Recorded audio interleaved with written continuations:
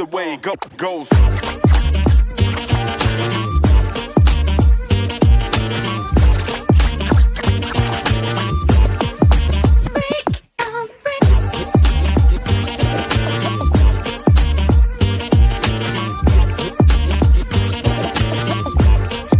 Just the way it goes.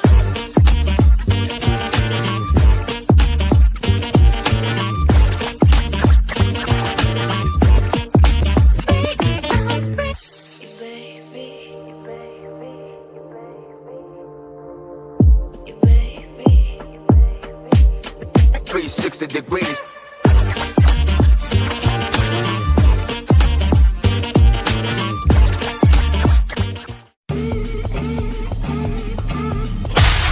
Sadistic Penguin Studios presents It's Getting Drafty in Here. Drafty old farm. The show of drafting random nonsense. I choose business ethics. And now, coming to you from his basement, a.k.a. Draft Headquarters, your host and draft master, Magnificent Stan.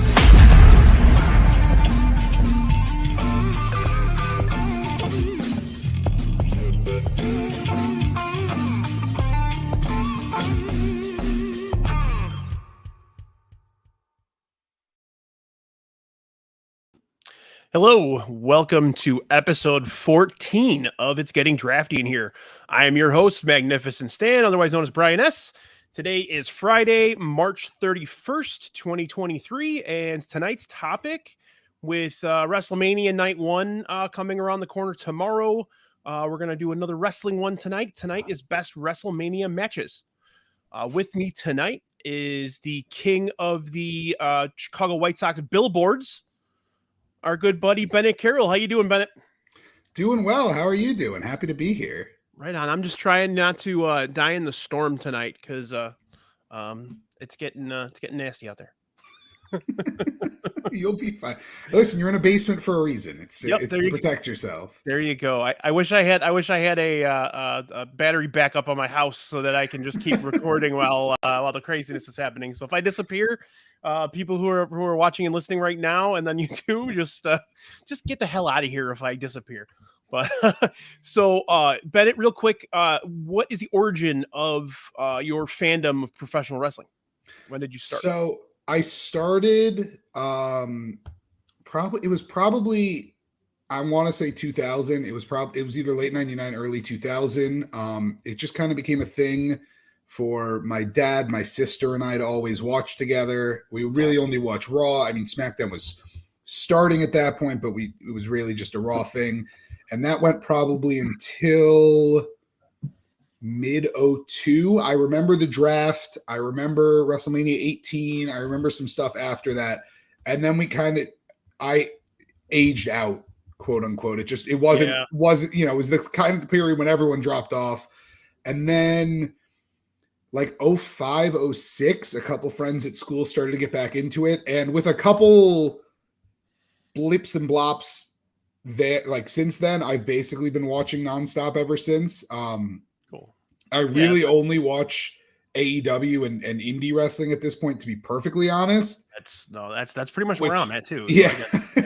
I don't have any plans to watch WrestleMania. If there's something great, like I'll go back and watch it. Like I watched the Austin match last year which, spoiler alert, sorry if someone has it on their list.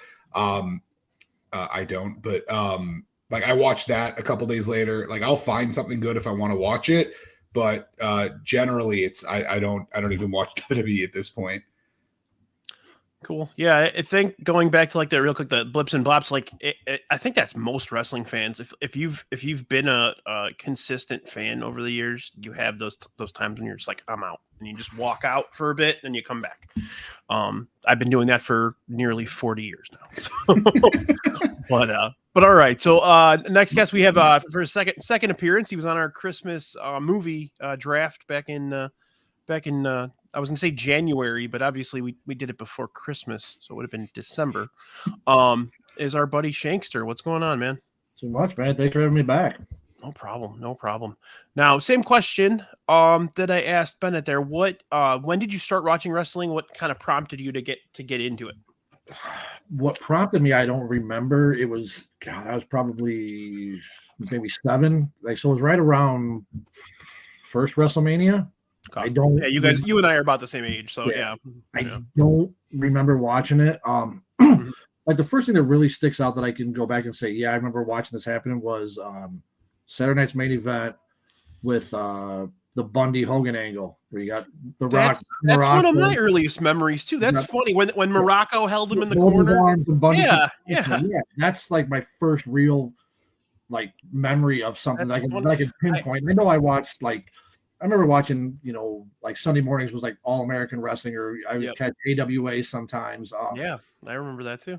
I remember you mentioned the Bockwinkel, or somebody did the Bockwinkel Henning matches from that. Those are phenomenal. Yeah, like a 60-minute. Like it was New Year's Eve. Like watch a 60-minute match. Yep. And I forced my poor father to take us to like every show, and like within an hour of us. He just, and love him for it, didn't get it, or didn't like it. I shouldn't say didn't get it, didn't like it, but he would always take us. Me and my brothers. So, but yeah, that was the first one. I mean, I remember going around trying to, video store to video store, trying to find WrestleMania 2 when it came out on tape. And I think it was the first one I think I saw was either the big event from Toronto with Hogan Orndorff. Yeah, or Hogan Orndorff, and yeah. I remember the production quality of the video was always freaking like the lighting was horrible of that show.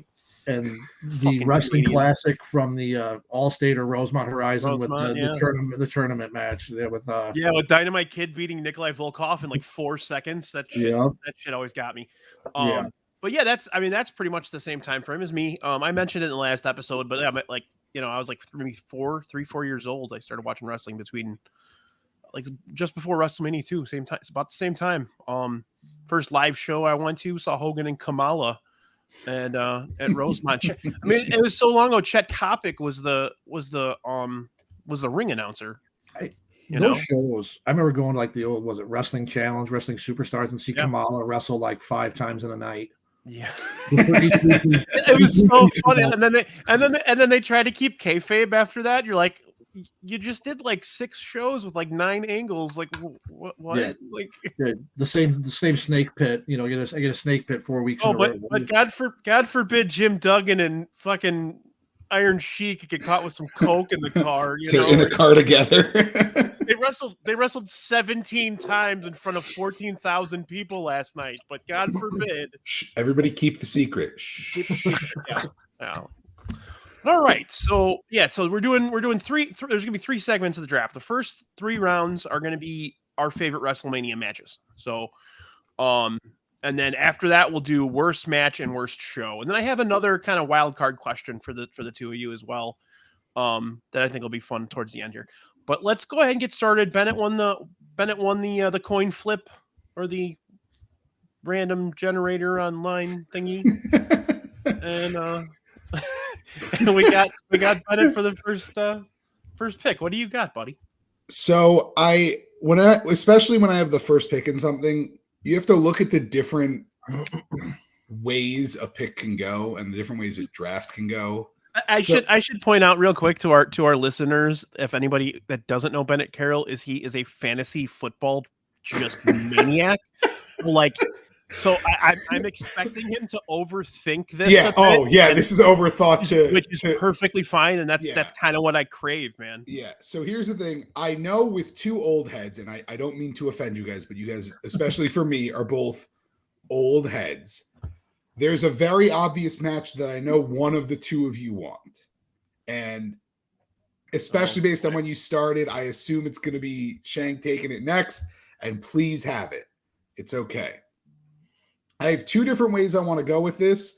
There's either the best modern style match. I think it still probably holds up. I haven't watched it in a while, but last time I remembered it was pretty great.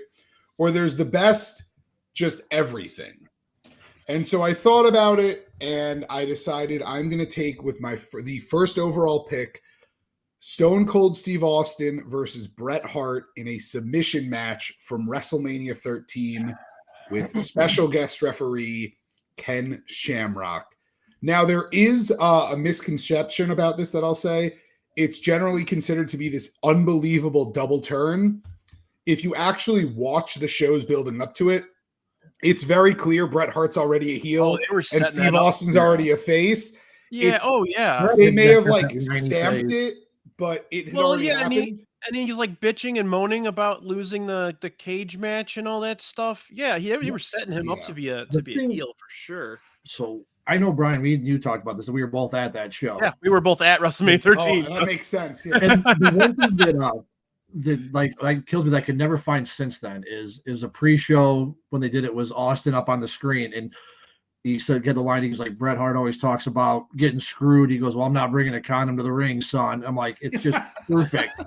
And I can't find it anywhere, but it was just like that. And I think, I don't remember who's mentioned it last week on the show, but it was like, you know, the build up to that whole thing, though, starting back in September when he was trying to get Bret Hart to come back. Yeah. You know, and you put an S in front of Hitman. That's how he was just poking and poking. And that style Austin, that heartless, but he still had a heart still, you know what I mean? Like, yeah, but it was the heelish tendencies but still you could tell he was a guy, like a real person. Yeah. A true 3-dimensional character. It was the beginning of the whole, just turning the whole business on end, you know, at that point. The NWO started that a little bit, but yeah, he took it and ran. It was like with that, it's just like old, which you miss now. At least I do. The storytelling that was a build up for, you know, that one lasted almost 9 months up until July with Canadian Stampede. Yep. I mean, you know, almost a year long thing, and it was just, that's what was so great about it. Yeah, and that would have been Mania 14 main event right there. Those two. So that's the other thing 100%.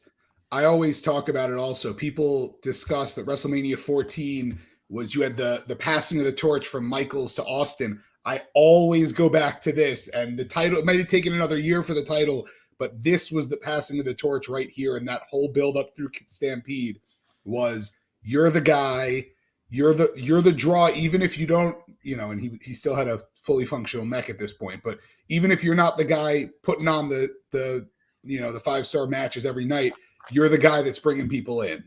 And it was that handing off in this match that I think was really the passing of the torch. Now, at one point during that match, they did walk by me.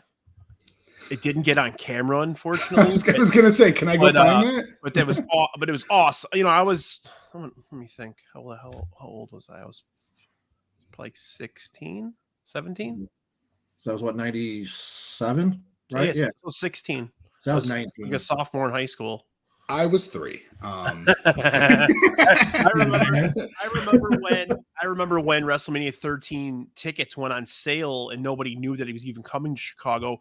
We were at a house show, and I think the main event was Undertaker Vader on that one, because that was the night I met Vader, who's the largest human being I've ever seen in my life, by the way.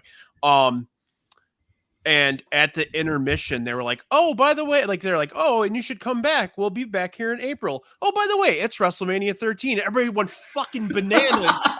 And like, me and my buddy, like, we ran, like, we were knocking people. I was playing football at that time. I was knocking people over to get to the damn ticket booth. I remember for mine, my brother, he's 4 years older than me. Yeah. For Christmas, he got me this. The thing is, just said, "Hey, you're gonna get tickets to Sold Out in Cedar Rapids, NWO Sold Out, or WrestleMania." He made the right choice. So Sold Out would have been fun though. Like, it's such a unique show. It's like black and white, and like they did such different shit with that. Like, was that when Jason Hervey, the asshole brother from the Wonder Years, was in charge of production? It might have been. It was just because that was the all NWO one, I think. Yeah, that was, they did the Miss NWO contest with like a bunch of moms. Yeah. And like the whole shtick was they were all ugly, but it didn't like work. Real quick, back to Austin and Bret. This is a comment I popped up already, but the Ken Shamrock when he challenged him, I loved that, but also I loved just the look on Bret's face when he did that. He's like, "Ugh, yeah, okay." He's like turned around, walked away. Like, okay, you do the chicken shit heel move, or just back away from it. Right. It's important to remember also, we know Ken Shamrock now is a weird man, a crazy man. Like, if you go back and listen, Wrestling Observer is what it is, whatever. there was talk of like Ken Shamrock could be the crossover star of Absolutely. the 90s. Absolutely. Because he was one of the few like notable names from UFC, and like maybe and then he never got past, you know, kind of the upper mid, but still. Could you imagine how he would have come off if they'd have booked him like Brock Lesnar and put him with a guy like Paul Heyman? That would have been $1 billion move.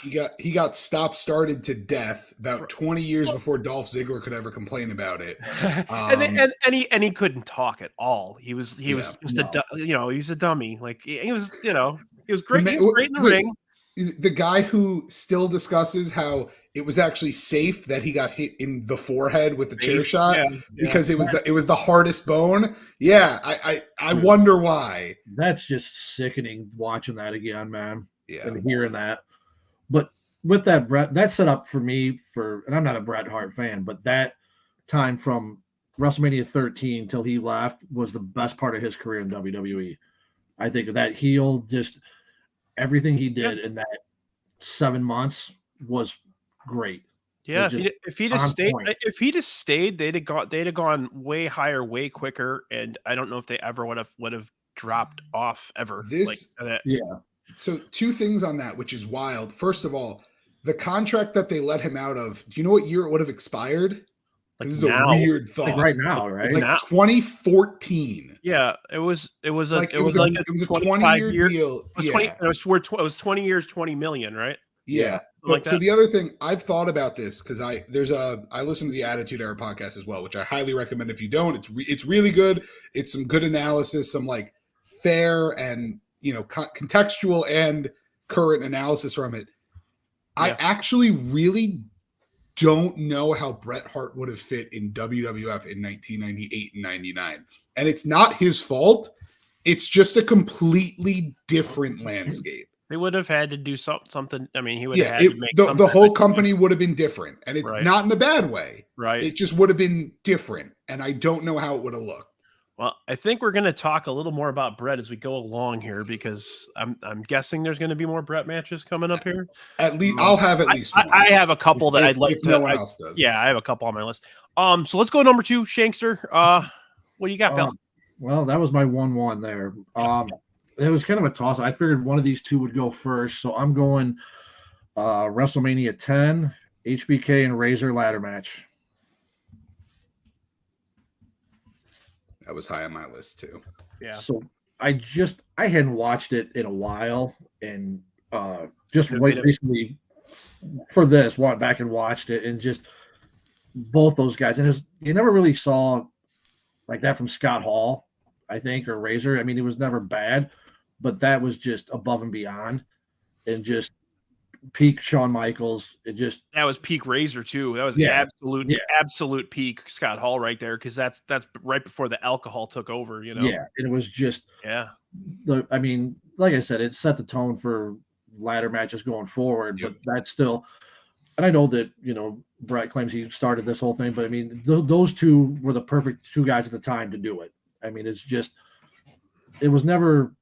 You know, I mean, I think some of them get watered down a little bit, but there was never those, you know, it was just perfect. To me, it was perfect. Yeah.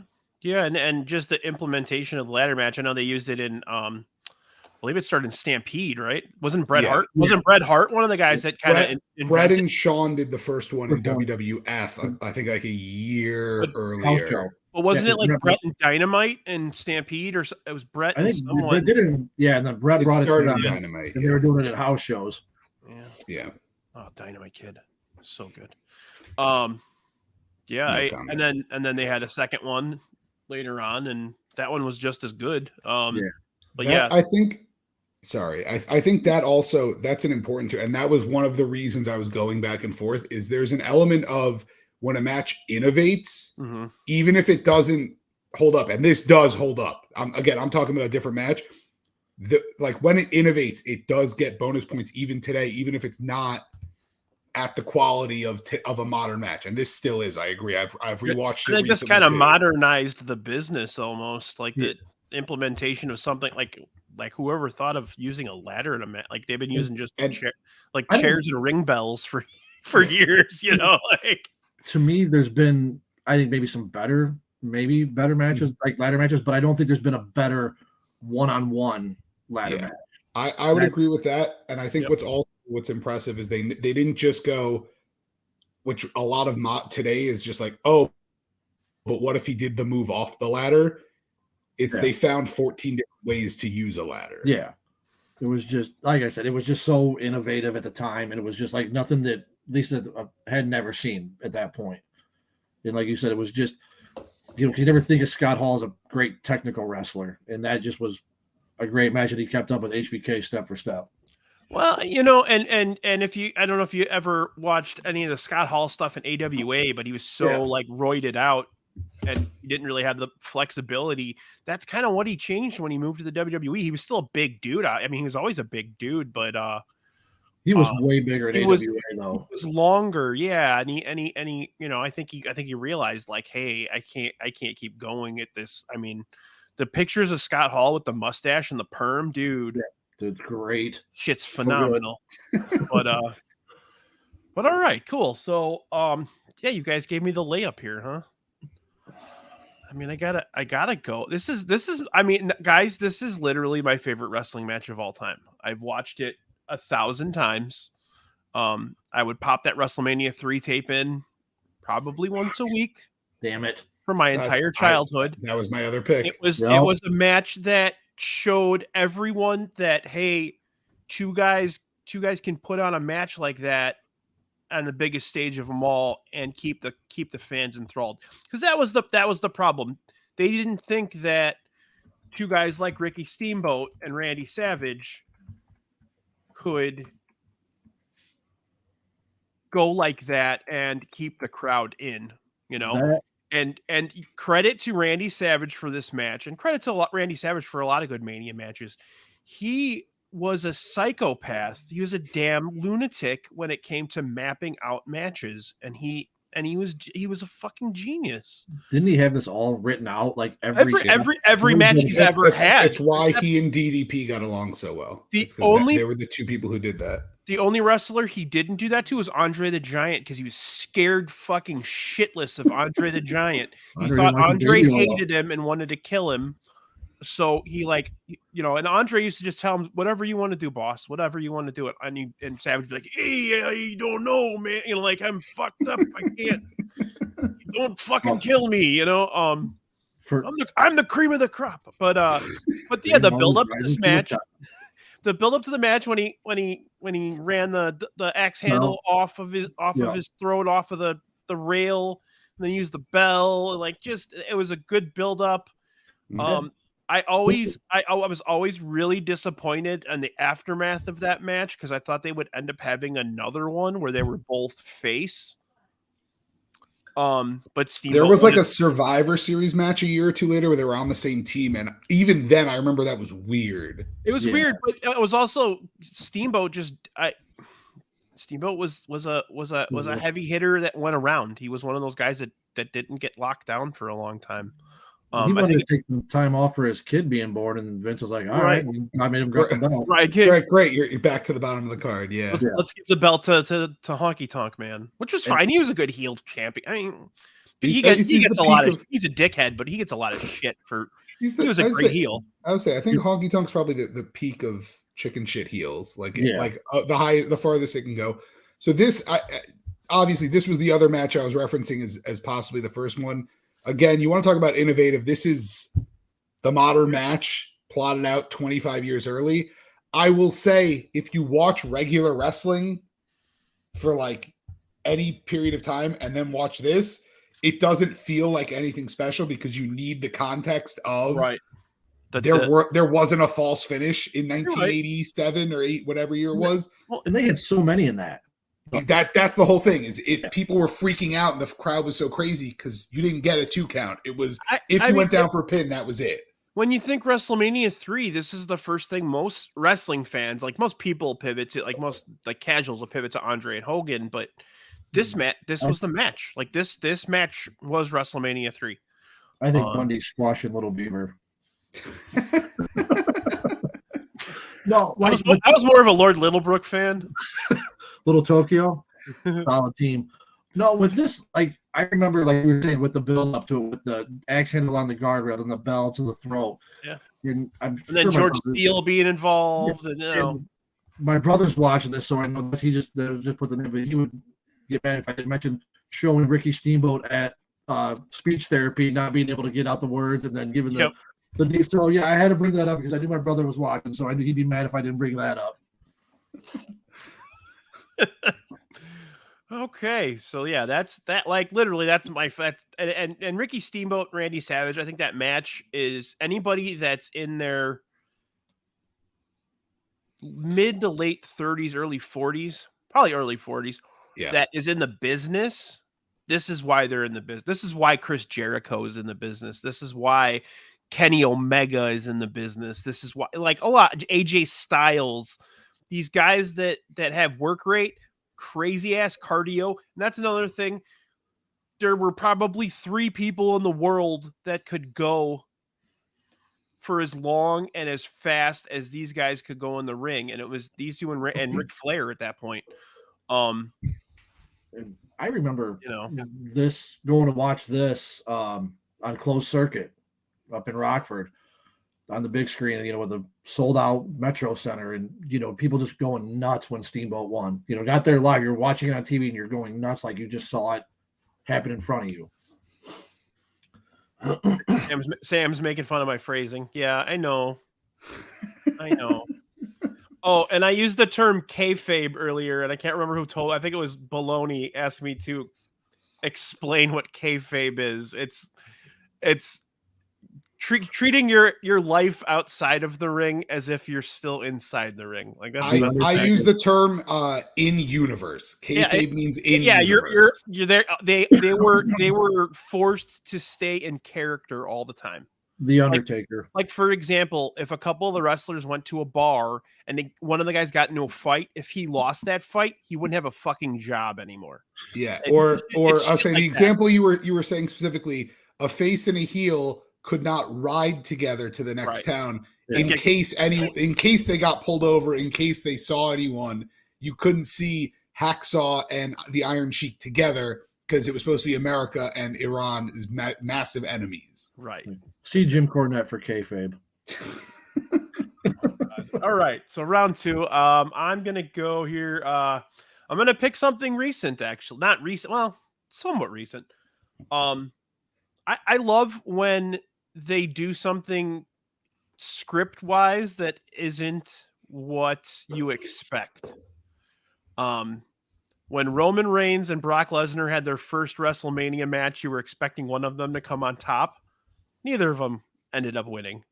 Seth Rollins won. So I'm going WrestleMania 31, Roman, Brock, Seth. Nice of the century. It was a great match. It was very hard hitting. Those guys killed each other for a good 20, 30 minutes. And then Seth came down with the briefcase and pinned him and took it. And it was something that they hadn't done before. And you credit, like everybody talks about Vince McMahon being so I don't know, creatively stunted and inept, but this was a stroke of brilliance.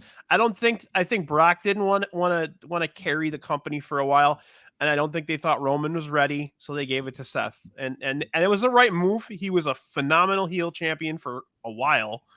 And yeah, I remember watching. That was one of the first ones I watched when I really got back into it. And my wife went crazy while we were watching that because she loves Seth Rollins. And just a fun end to the show that you're just not expecting, No, I was watching that one again recently, and another good one. I mean, just like you said, the surprise of it, because it hadn't been done at WrestleMania before. You'd seen them do it on Raw or on a one-off pay-per-view. Like it was Edge did it, right? To see it come out there and do that and actually cash in when you weren't expecting it. That's what made it cool. Like you said, you weren't expecting Seth Rollins to come out and win that.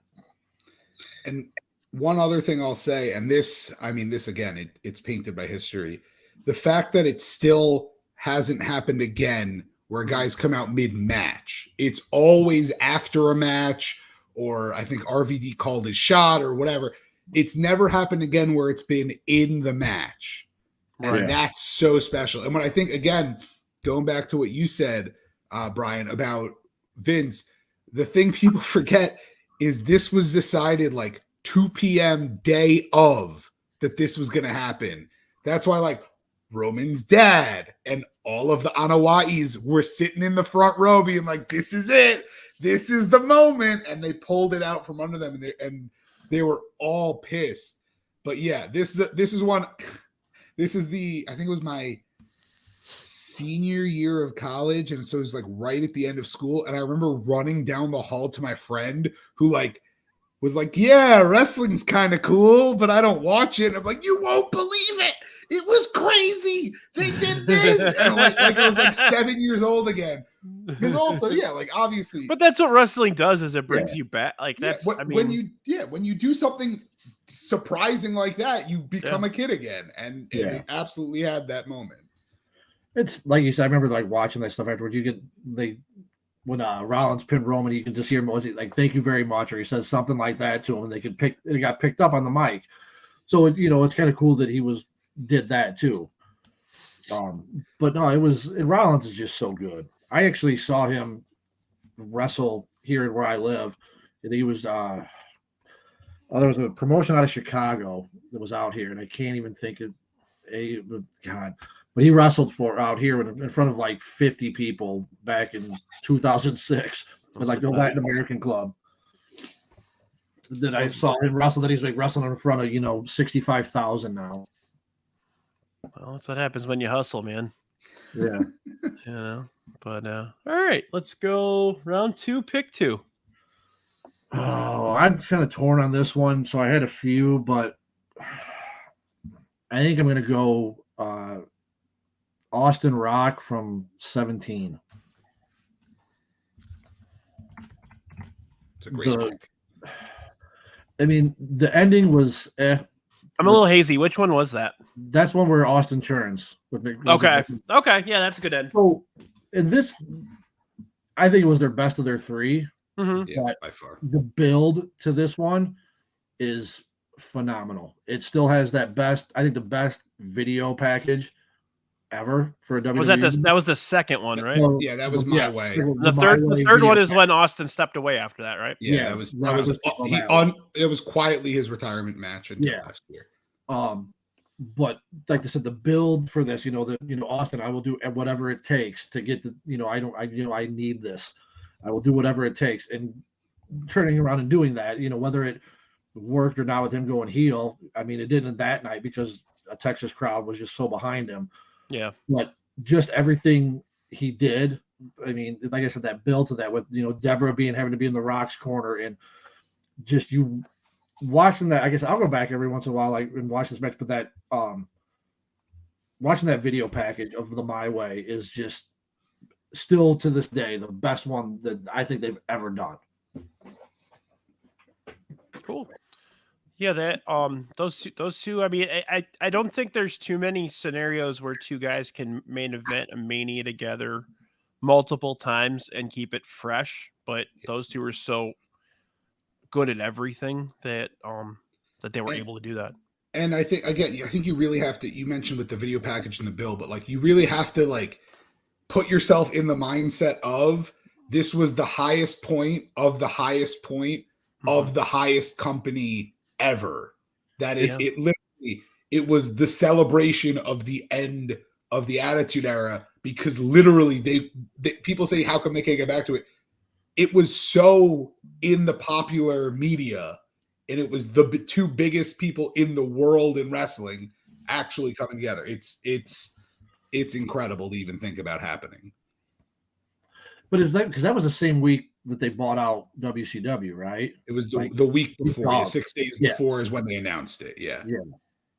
So yeah, it was just like I said, that trilogy of matches you've never, I don't know, as far as I know, you've never seen that before. I mean, I guess you had Undertaker, Triple H. Undertaker, Triple H has been 3. There've been a couple other that have been 2 at Mania. And those two, same thing. They managed to keep it fresh all 3 times. I mean, they threw Sean into Sean in a cell to keep the last one fresh, but yeah.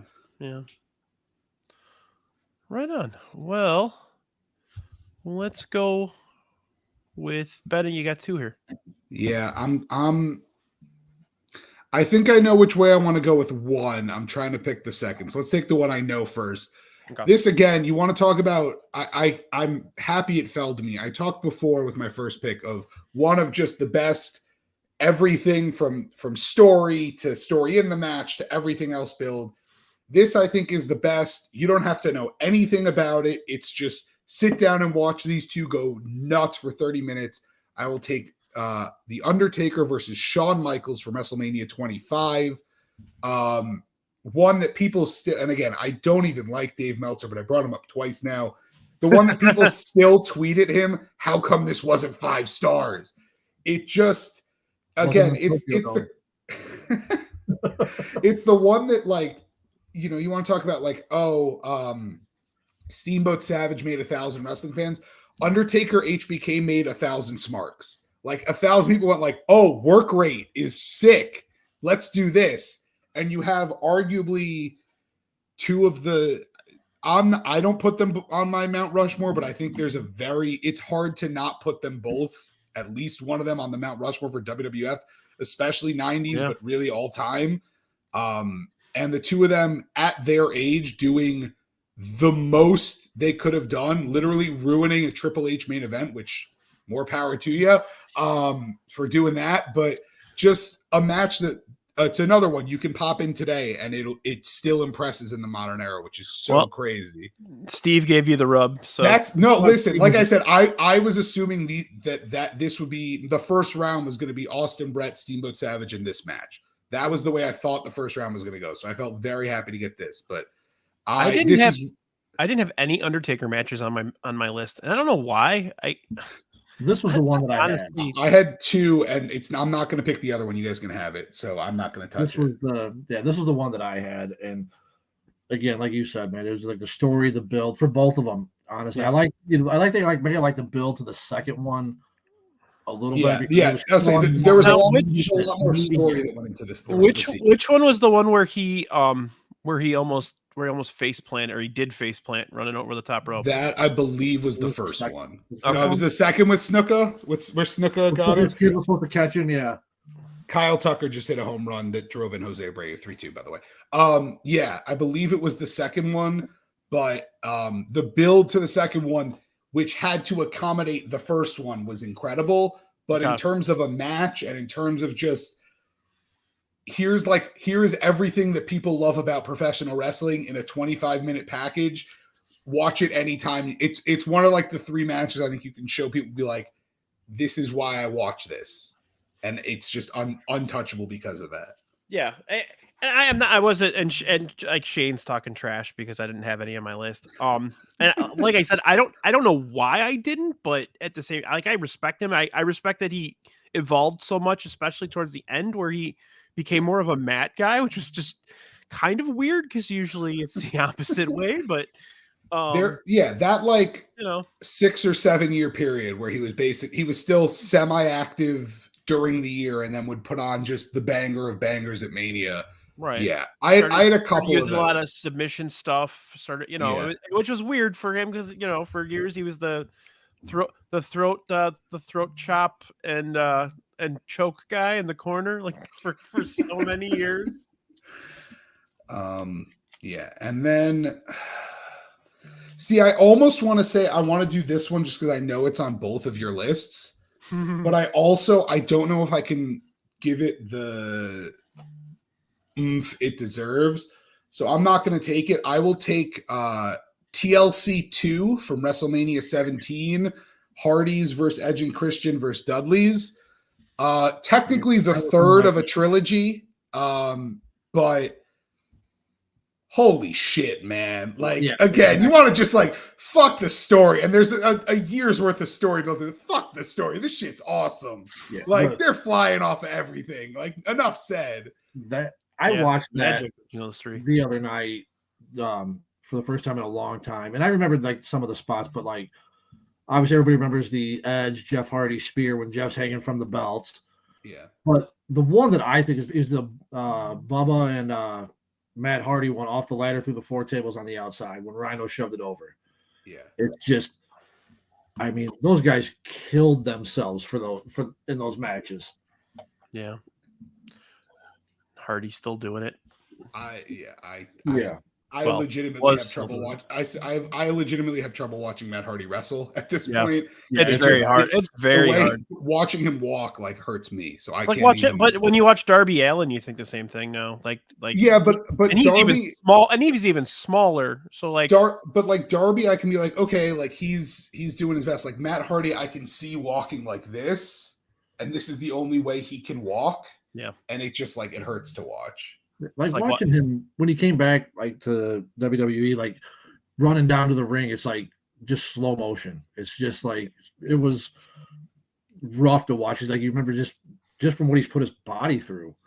It's I mean, before you get into any other stuff, I'll put it this way: Hogan did the leg drop standing and needed 2 hip replacements. Matt did the leg drop from the top rope for 10 years. Like. He's in. Yeah, I don't know how they like. I don't know how he has a tailbone. I was gonna say it's made of sawdust and bubble gum at this point. Like it's gone. Hey, my wife's watching. Hi, Brandy. Hi, Brandy. Hey, Brandy. Yeah, I see. My problem is I couldn't pick between them, so like that's why I'm like I'm overwhelmed by which one I think is better because I don't think I have a answer on that. I was listening. I think it was a Busted Open today, and Bully was talking about this one, and just what they did and what they're planning. You know, go out there, basically talking to each other before and saying we're going to go steal the show. Yeah, and that was always all 3 of those teams. It was always their goal. They wanted to do something to set it apart. Yeah, and I mean, you mentioned the Hardys not walking very well. I don't know how Edge and Christian can still perform. Well, that's crazy. Well, they had to go get experimental surgery to both still be active today. Like, yeah, shit. Insane. All right, let's go Shankster. And I have a couple, but this isn't my favorite match, but I think it's one of the best ones. Is probably the best opening match was Brett and Owen from Time. Yep, that was way high on my list. I was actually thinking about picking it. These were the 2 I was picking between on this last one. Yeah, and I have another one that I like better, but I think it'd be tough not to pick this one. It's just Brett. Obviously, everybody knew at that point what he was, but that showed what Owen was. I don't think they ever gave him a chance to get higher than that, but this showed that Owen could hold his own with Brett. Yeah, and almost better in ring. It was just, I don't think he's ever got the shot, but this opening this match and then the close of it when everybody's out there holding Brett up after Owen beat him in the first match and Brett wins the belt at the end, and Owen's just standing there staring at him at the end of the show. It was just perfect storytelling. And it set up the SummerSlam because that cage match was phenomenal too. Mm-hmm. I was at that one. The moment I always think about with that match is, first of all, there's the very cool top-down camera that they showed like 2 or 3 times, but they had one where Owen like ground his boot into Brett, and you see Brett just stick his finger like, hey, because they're still 2 brothers, and this is just 2 brothers duking it out.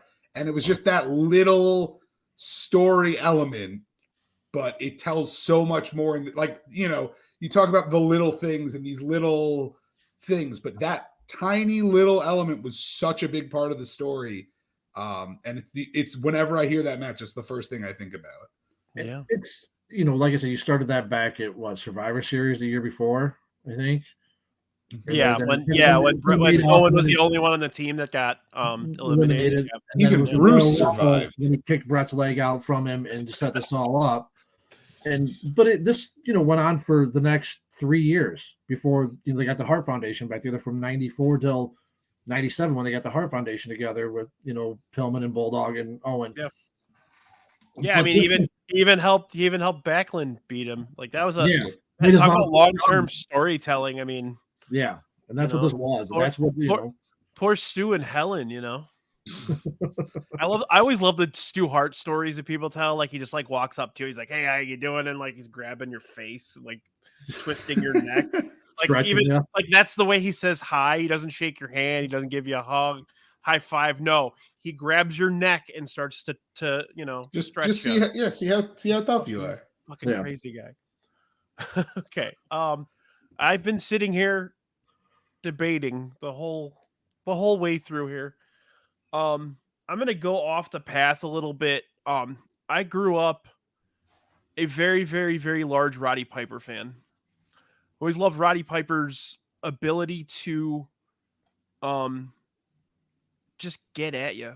Like he was just he had it. He had that element that, and he was good in the ring too. He was he wasn't the best, and you didn't ask him to be the best. But this match, I think was probably his best match. It's also one of the only times his entire career where he lost clean. I also see that there's 2 Bret Hart matches, 2 Austin matches, 2 HBK matches. I'm gonna add a 3rd Bret Hart match, and I'm gonna do Piper Bret Hart WrestleMania 8. WrestleMania 8 is, and I'm sure we'll talk about this shortly, is fucking horrible. Just a god awful show. But that was the like the one match that was kind of the saving grace for that whole card. And those two put it together. It made Bret Hart something because he won the Intercontinental title. And just Piper was kind of a prick behind closed doors. He was kind of hard to work with from time to time, but he had his guys. He had the people that he respected. I feel like he was CM Punk before CM Punk was here. It's a very good analogy. Yeah, absolutely. And just the fact that he respected Bret enough to say, "Hey, you're going to go over clean," because that's what I was told. Clean, totally clean. I don't ever remember him getting pinned clean ever, or pinned period. Hogan got him a couple of times. Yeah, I'll say Hogan was the exception, not the rule. He never lost clean to anybody outside of that. Even when he's like Portland and like he went to NWA, he never really lost clean. He was a baby face in NWA with the dog collar match with Valentine and all that stuff. And yeah, he never lost. So just being able to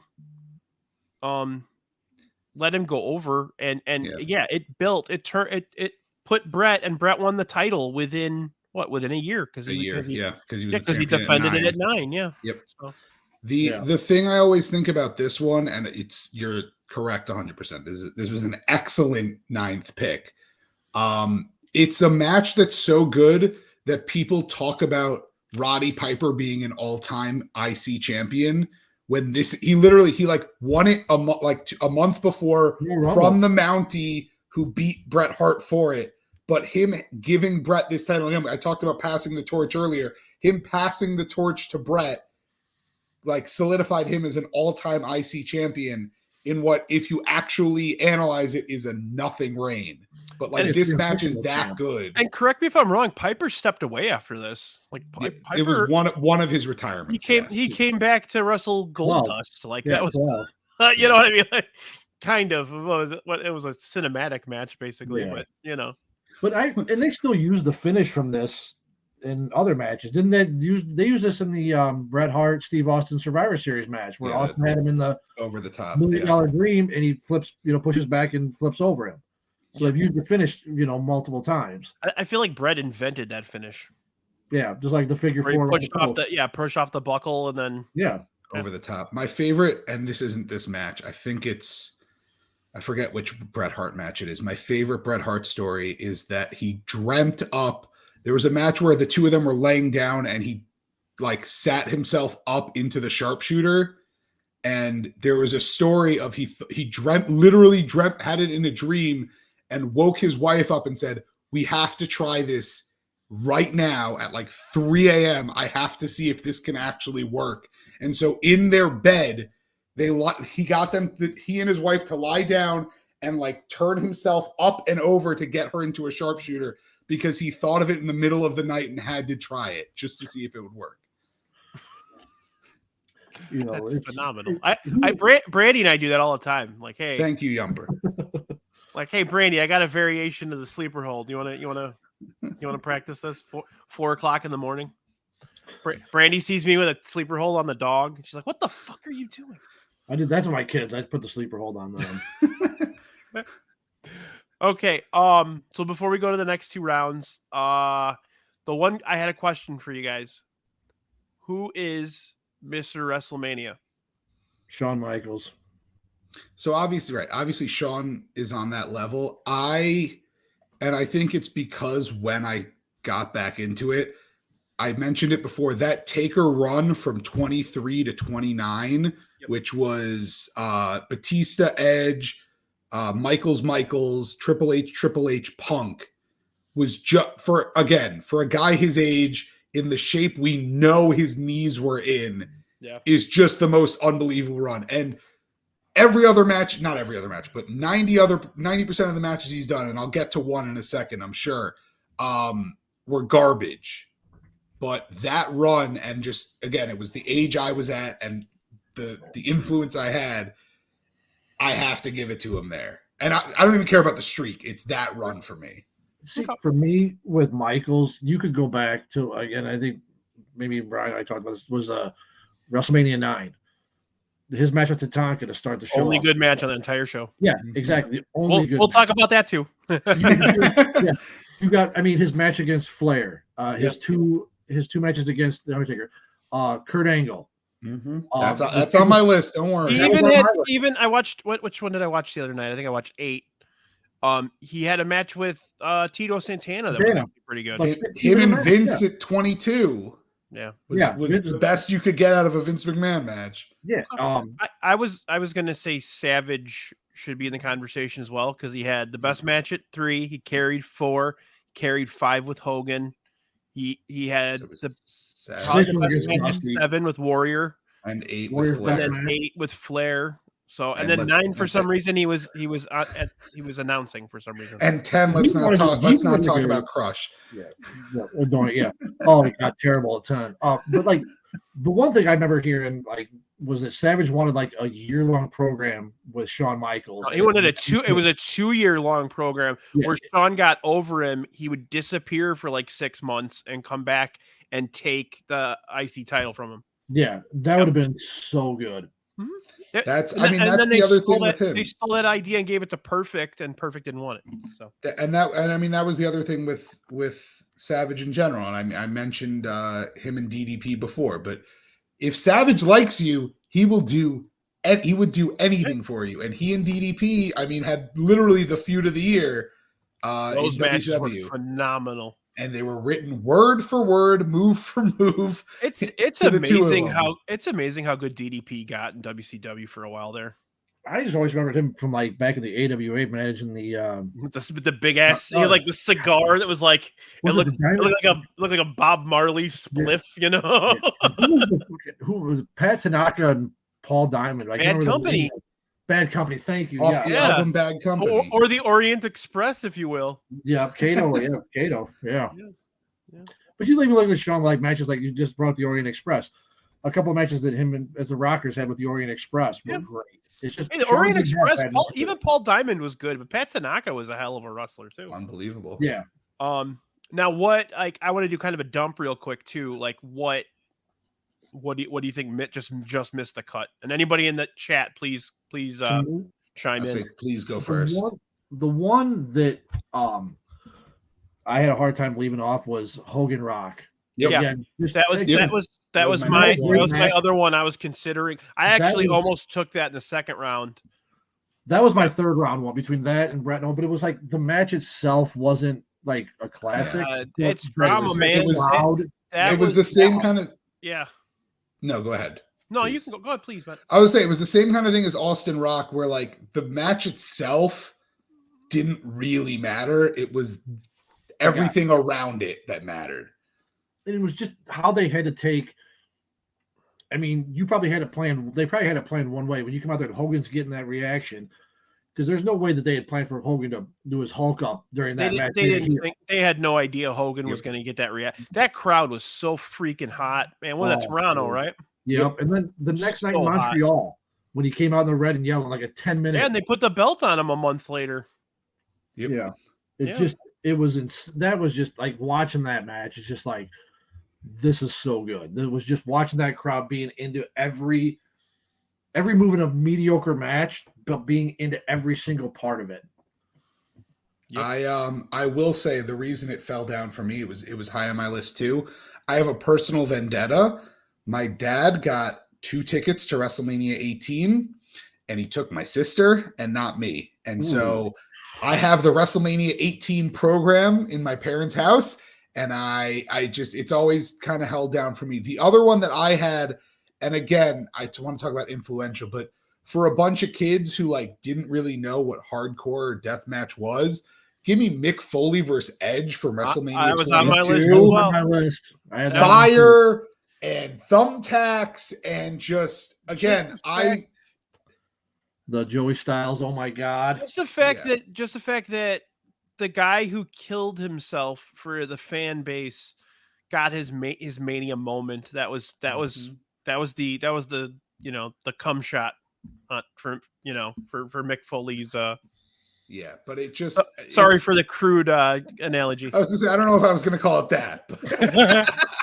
But yeah, I mean, just again, like I now really enjoy, again, I'm going to reference modern AEW, but the Texas death match between Hangman and Mox a month ago, I still am thinking about the highlights of, and that all goes back to this match for a lot of American fans. Yeah. This is what turned this and the Orton match a year later is what turned a lot of people onto that kind of thing. I'm pretty sure they wanted to do, I know they asked Foley and Funk this, but no problem, John.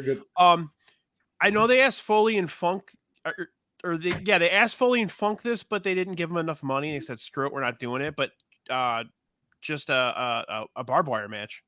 They talked about that with Foley and Edge as well, but the money they wouldn't.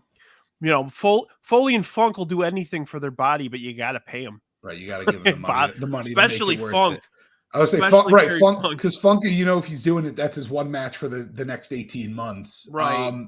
Right. But yeah, I always think about, and I brought up Mox. I always think about that program that almost happened but didn't happen. Where they had the plans for Foley versus coming out of FCW Dean Ambrose. It was like the first time they had ever tried like Twitter and all that stuff to bring him up. Like it was like 3 months before the Shield debuted or 6 months before the Shield debuted.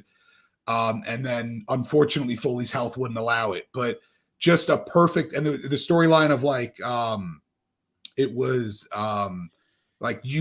this kind of thing. It was, you got 1,000 kids to go in the backyard and light themselves on fire and kill themselves. Like, how can you, how can you like, please think of the children. No, it was like, how can we call you a legend when you caused all these like kids to go like do these terrible things? And it was such an interesting story, and they couldn't do it, unfortunately. John Moxley ended up okay. He's fine. Kind of. I always just for now, right until but that's always my thought whenever it's that match, and then everything that kind of grows out of that match. Okay, so I had a few more matches on my dump list here. I got 2 Kurt Angle matches, Angle Eddie, and Yumper mentioned that as well. Hell of a match. Those guys. That was Mania 20, and then 21 was Angle Shawn Michaels.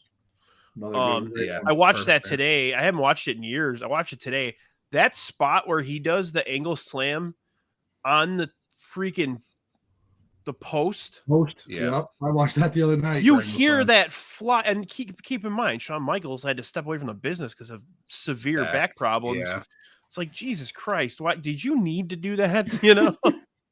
And the 2 others I'll add that are just I have 3 actually. I'll add 2 that are the same boat. The 2 feel goods are Brian Orton Batista from WrestleMania 30 and Brian Kofi from 35 for similar reasons. Great. I love just that match. Like the catharsis and the finally and the it's the moment we never thought.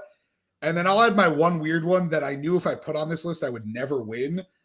Goldberg Lesnar from WrestleMania 33 which was like the 4-minute spear, F5, F5. Yeah, but it was so fast and hit, and they just so good. Yeah, they killed each other for 4 minutes. Right. It was literally finisher, F5 pinfall done, and it was so sick. But yeah, that was the other one, but I couldn't put that on my list. I also had Angle Brock on mine, where Brock almost died. That one, yeah. The one that I wouldn't even put. I couldn't. No way to put it in the top 3, but for me that was just fun was actually I don't know if you guys even watched it last year was Sami Zayn and Johnny Knoxville. Yes, that was so silly. That was the peak of what they could have done, and it was not like I said, it wasn't great, but it was just I like watching that and enjoy. It was just fun. So this is my wife's pet name for Brock Lesnar. Yep. Because of the tattoo. Yeah. You noticed it right away, Bennett. That's awesome. I know exactly what it is. And then I had a couple more. Obviously, Hogan Andre, Hogan Warrior. Both of those were good. The HBK. I think that's it actually. HBK Flair was good. It's another perfect storytelling one. I'm sorry, I love you. It should have been his last match. It should have been. Absolutely. Yeah, but Sean can't complain about that anymore either. So, considering his Saudi blood money match, I think that was my list covered as well. And the Flair Undertaker match actually was pretty decent for that. For 18. Again, the build up for that with Taker, Flair saying he's not going to fight him. But my favorite part of that match is Arn Anderson giving the Undertaker the spine buster. I will pop for anything that Arn Anderson has ever done. I love Arn so much. That guy is an asshole. I met him at a bar once. Yeah, but like that doesn't shock me. Like him being an asshole endears him to me even more. Like, that was a great match. So I did have two. I had two. I'm in a DM thread with some people for wrestling. And I had a couple of people. I asked them, if you guys have a list to submit. So we've already talked about pretty much everything on their list, but I'd like to show them anyway. We got Shane Spagnola here. So we had Hart Austin, Mania 13, both of the Taker Shawn matches, the triple threat in 20. I was not bringing up the triple threat in 20. Yeah, I don't want to talk about. I wasn't touching it with your dick. I already mentioned that I love the Dynamite Kid and I love that. Is that the Shawn Michaels Triple H redacted? Yes. Yes. When Hardcore Holly won the world title. That was when redacted one. Yeah. And then Baloney. We already talked about all those. Austin. Yeah, Brad, I like his 1 to 3 personally. Yeah. Jesus, that's funny. That's really funny. So there's that. And yeah, those were the two I had. So yeah, let's go to the worst match. I'll let you go first, Bennett. All right. So what? Actually, let me stop you 1 second. Honestly. Why don't we have Shankster go first? Because he hasn't gotten to go first in any round. Yeah, let's do that. I mean, my gut. The one I thought of first off was Undertaker Giant Gonzalez. Yep. Is probably what I'm going to go with. I almost went with, and hopefully neither one of you picked this, I doubt it, but Pat McAfee, Vince McMahon was like on my list. That's pretty bad. I got to go Taker Giant Gonzalez. I got to go Taker and Giant Gonzalez. I mean, I remember watching him in WCW as, was El Gigante. El Gigante. Yeah, and I remember, like I said, I think we talked about this in the thread. It was one of those battle bowls where like him and Larry Sabisco tagged up, and they ended up losing. But, it was just that match was that outfit. Everything about that was fucking. Yeah, crazy. Somebody had to have gotten fired for that character. Yeah. What is it? My favorite thing about him is he played for the Atlanta Hawks. Yeah. And Ted Turner owned the Hawks and went, "Do you want to be a wrestler?" I think he'd be a good wrestler. Wrestler. But the thing I always go to with that match also is, of course, the way you kill an undead zombie. Chloroform. You know, and it had probably one of the best Undertaker entrances ever too, where he had the fucking buzzard or whatever. The buzzard on the hearse. That was cool as shit, but yeah, it's real bad. And then he comes back and like, oh my lord. You go next because I have two, and I have one that's like personally the worst and one that's just bad, but I'd rather you go first and try to help me make my decision. So here's my heel turn. I picked Roddy Piper and told you he was my favorite wrestler. I'm going Piper Mr. T boxing match, WrestleMania correct. 2. That's correct. That is bad. That's one that's a show of bad matches. That one does stand out. It had a 2-year build up. They built that match for 2 years. And Mr. T got his ass kicked legit in that match. Was it would Piper have Lou Duva in his corner? Yeah. And then Joe Frazier was in T's and the Haiti Kid. Yep. I tell you, I watched WrestleMania 2 and WrestleMania 3 1,000 times, and I watched it again the other night, and I'm like, this is the worst fucking thing I've ever seen in my life. And I worshiped that show as a child, and it's like, no wonder he almost went bankrupt for that show. I don't know. I remember Bundy Hogan in LA. I don't remember any other matches in LA. I remember the Battle Royal and the Bulldogs from Chicago. The Bulldogs match and the Battle Royal were like the saving grace for that whole show, in my opinion. I think was it New York. I remember the Jake the Snake, George Wells. Yep. Man, George the Animal Steel, the boxing match, and Orndorff Morocco was in the New York one. Oh wow! And then in Chicago they had Corporal Kirshner and Nikolai Volkov in a flag match. And just the words Corporal Kirshner. Corporal Kirshner became a legend in Japan as Leatherface, which is even funnier. But you also had the fabulous Redacted defeating Velvet McIntyre. Fabulous Redacted. Yeah. And then there was a good tag match in the LA one. It was the Funk Brothers against Tito and the Dog. Was that Tori or Jimmy Jack? No, it was Terry and Hoss. Not Tori. Hoss. Yeah. Why they would change that guy's name? He's like a 4-time NWA World Champion. They're like, oh, we'll call you Hoss. Like, what the fuck? Yeah, remember old Jimmy Jack Funk. Jimmy Jack Funk. He wore a mask, right? Yep. That shit was so stupid. Somebody about ripped his eye out though. Like legitimate. I think it was Ricky Steamboat and Hercules. When Hercules used to have like a really long, he had that weird leather thing, and then he also had like a really long perm. Yeah. Yep. He had the Randy Watson. The other thing I always remember from that show is the Battle Royal with Fridge, and he was wearing like a singlet, but he was wearing shorts. Yep. So it looked like he was wearing a diaper because his shorts started to fall down, and you could see it like the singlet going down his ass crack. But he was wearing shorts, so it just looked confusing. And Ernie Ladd was on the call for that one with Gorilla Monsoon. And he just kept yelling, "They're going at it tooth for nail, over and over and over again." And he kept calling Dick Butkus Mike Ditka the whole time. It's so fucking ridiculous. I love it. Oh, dude, that was. I mean, like I said, that's the first. I mean, really remember watching that WrestleMania because I guess that's about the time. But I don't. Yeah. I mean, it was just as a kid, you watch this, you're like, "Oh, this is great." Now you go back, you're like, this is shit. You know what's funny is for as bad as that one is, the first one's probably worse. Terrible. Oh. I believe that was also Bruno's only Mania match? Because he was in that Battle Royal. Him and his son wrestled.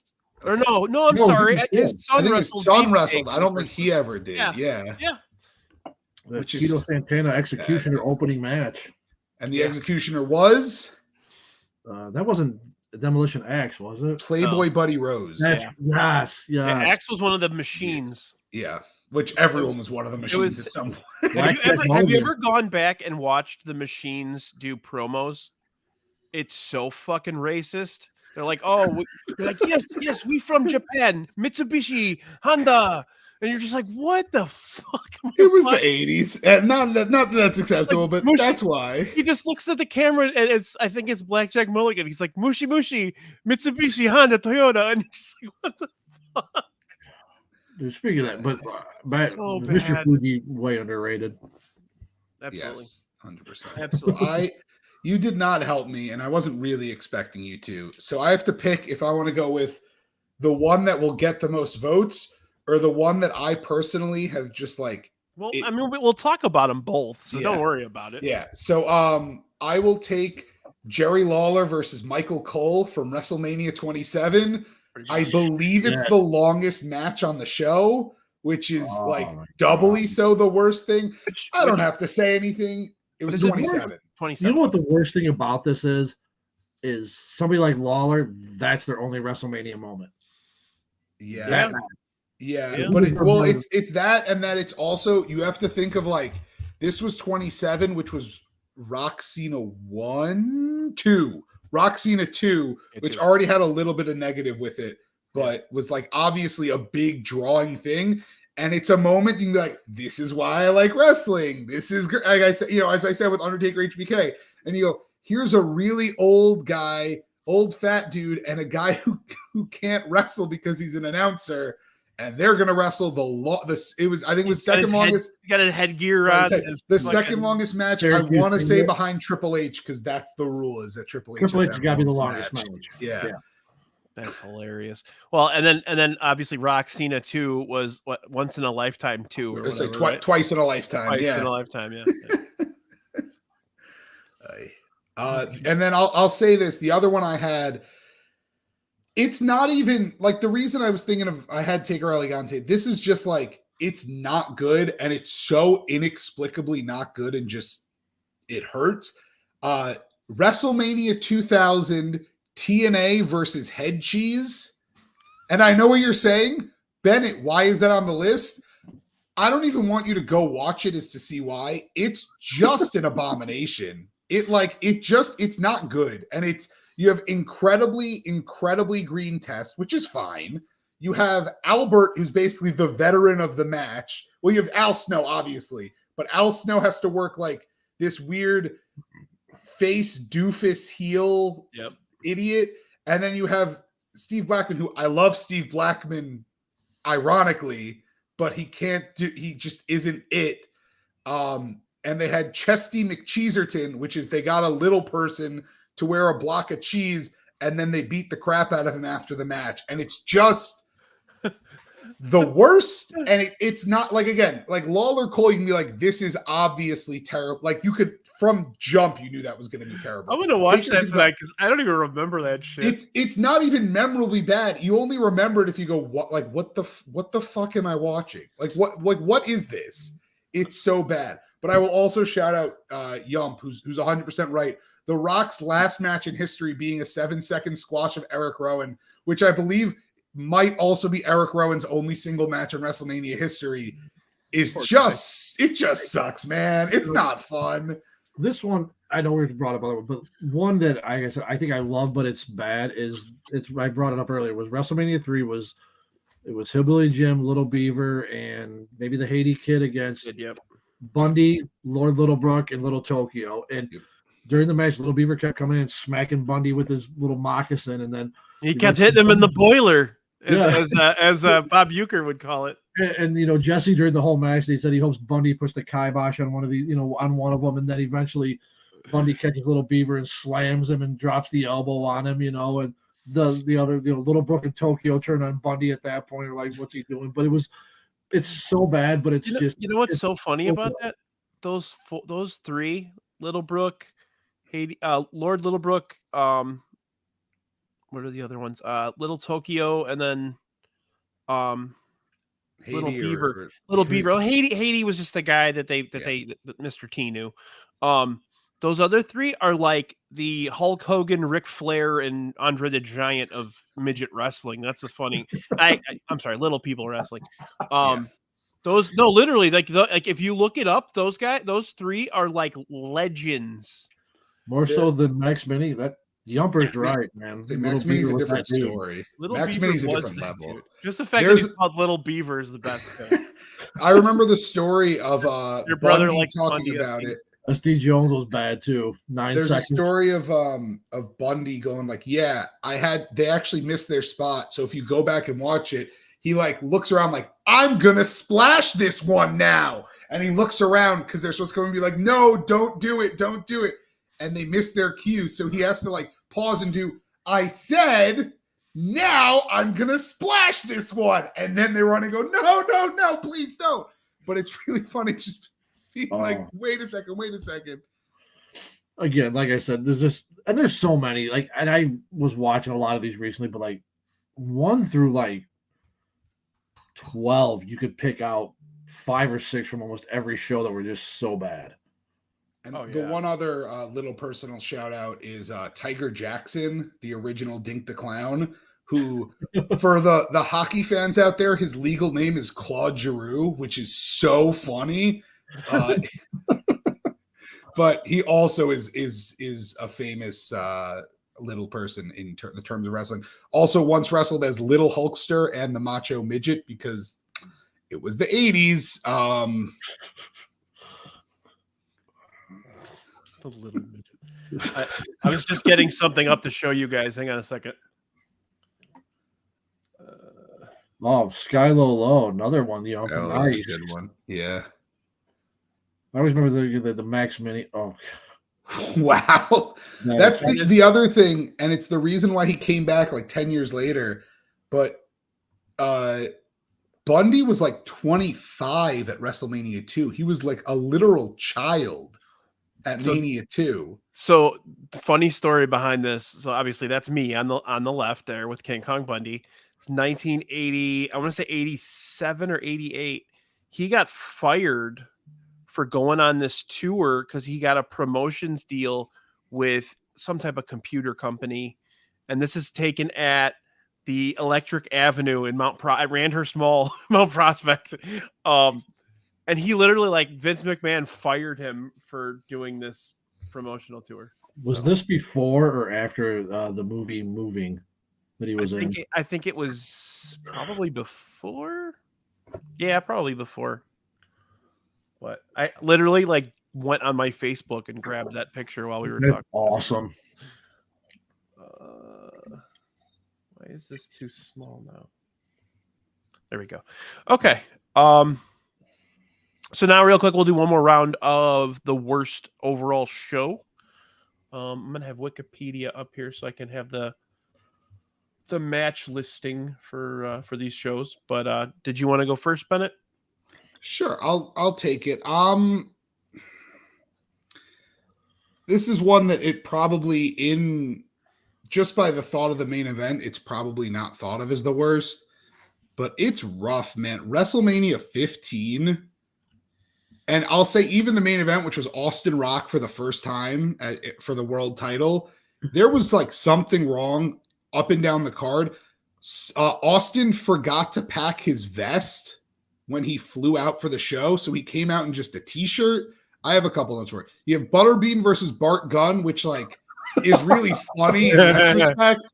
Like it was also literally they like buried this guy for doing the thing he was told to do, and he got the shit kicked out of him by Butterbean, which is funny. And the other one I always go to is D'Lo and Test won a battle royal to become the #1 contenders for the tag titles, which is the most 1998 sentence I've ever heard. Is D'Lo and Test win something? And then they just fed them to Owen and Jarrett. Right, and then that was it for them. They never tagged again. Well, and what you're gonna put? You got Undertaker. You're gonna put him in a match with Big Boss Man and have him literally hang a man in the ring with arguably the worst Hell in a Cell match in the history of wrestling, and you had him hang a man. And then you also I believe you get into they switched the IC and hardcore title stories because what was it? Billy Gunn like got real, like started talking in public about like I'm gonna win the IC title at Mania. It's gonna be so sick. And so they switched him and Road Dogg. So he lost the hardcore title and Road Dogg defended the IC title. it's just a lot of like, it was like the best and worst of the Attitude Era kind of thing, but it's supposed to be WrestleMania, and it just wasn't. It just wasn't what it thought would be, which is funny.